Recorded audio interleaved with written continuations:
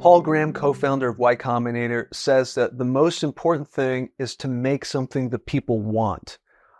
So this is one of the reasons that we use the buddy cop genre, is to really deeply satisfy a large global audience. This ensures high revenue and high income for the company and for the investors, consequently. To go a little bit more into this buddy cop genre, we think is really exciting, not only for audiences, but for an investor looking to have fun with their asset as well. The two cops usually they go on a thrilling ride to deal with the crime, and they deal with their conflicting personalities at the same time. They're usually an odd couple. One is a straight-laced stickler for protocol, and the other one is a loose cannon, like Mel Gibson in Lethal Weapon. One is the by-the-book cop, and the other one is the cowboy cop. And it's doing stick figures here, but it's the stark difference between these two personalities that creates the friction that leads to these entertaining conflicts and iconic moments that audiences around the world love. It's like we can never get enough of it because they're just polar opposites. Roger Ebert coined the term "one's a movie" because it's a pun on the phrase that one's a this, one's a that. One's a crooked cop, one's a straight cop. In Rush Hour, one's a Chinese cop, one is a Los Angeles cop. They drive around in usually a car with some kind of edge.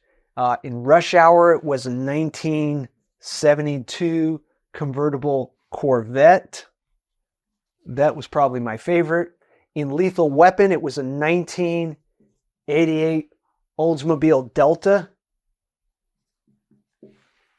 It was a crappy blue 1970 Chevy Nova in Beverly Hills Cop.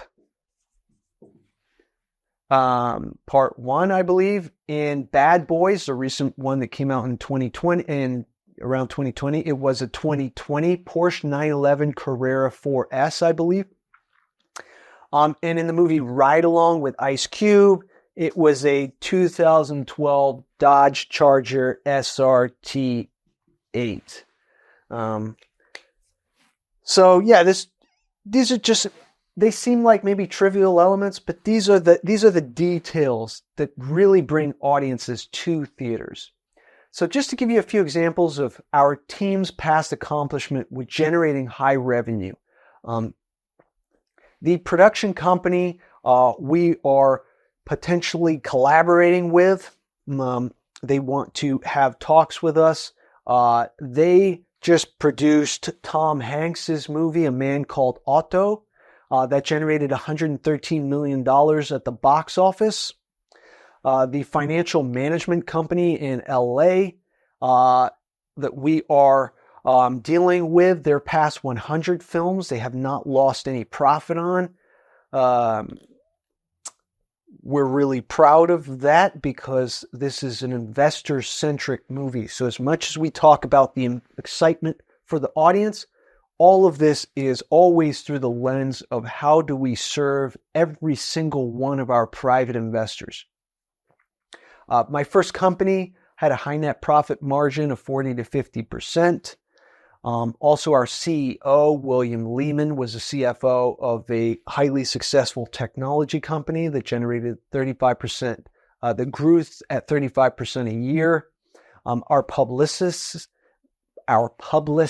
Maxine Leonard from Los Angeles, she recently did worldwide publicity for Jason Statham's movie, The Beekeeper. And that movie at the box office did $152 million. Jason Statham, that guy is just like unbelievable at the box office. He is just so reliable. It's incredible. Also, our casting director, Barden and Schnee, they did Pitch Perfect 3, and that movie generated $184 million, and that was on a budget of $45 million. We suggest requesting a meeting to learn more and receiving our investment presentation package. Because it is potentially a long-term professional relationship, we recommend at least a few Zoom meetings and doing due diligence. And if it is a win-win situation, then moving forward. Thank you.